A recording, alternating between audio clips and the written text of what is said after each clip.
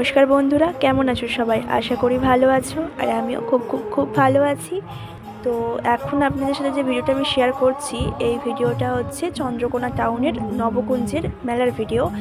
তো কাজের সূত্রে ভিডিওটা আমার দেওয়া হয়ে ওঠেনি, তো ভিডিওটা আজকের নয়, বলে রাখি ভিডিওটা কিছুদিন আগের।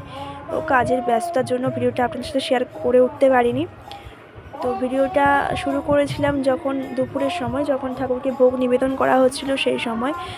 তারপর ওখানে একজনের সাথে আমার পরিচয় হয়।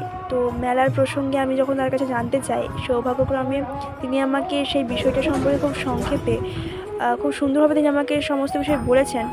এবং সত্যি বলতে আপনাকে অসংখ্য ধন্যবাদ। আপনার জন্যই এত কিছু বিষয় আমি জানতে পেরেছি। তাই ক্লিপটা আমি নিয়ে রেখেছিলাম, যাতে এই সমস্ত সদস্যদের সাথে আমি এই বিষয়টা শেয়ার করতে পারি এবং সমস্ত অজানা তথ্যগুলো যেন সবার জানা থাকে বিষয়গুলো।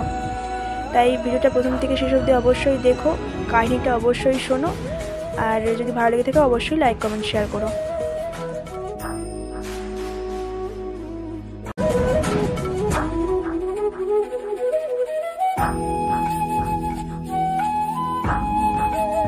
উৎপত্তি নয়, এটা হচ্ছে প্রথম যিনি এনার পূর্বপুরুষ প্রেমসখী গোস্বামী, তিনি চন্দ্রকেতু রাজার গুরুদেব ছিলেন, এবং তারই পরের জেনারেশন সপ্তম পুরুষে শ্রীমৎ গোপেশ্বর গোস্বামী বর্তমান গুরুদেব।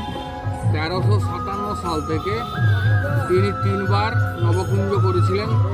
করার পর তিনি মারা যান, এবং সেই মারা যাওয়ার পরেই তার শিষ্য, অগণিত শিষ্য সকলে সাহায্য ও সহানুভূতির দ্বারা এই মেলাটা চলে আসছে সেই থেকে।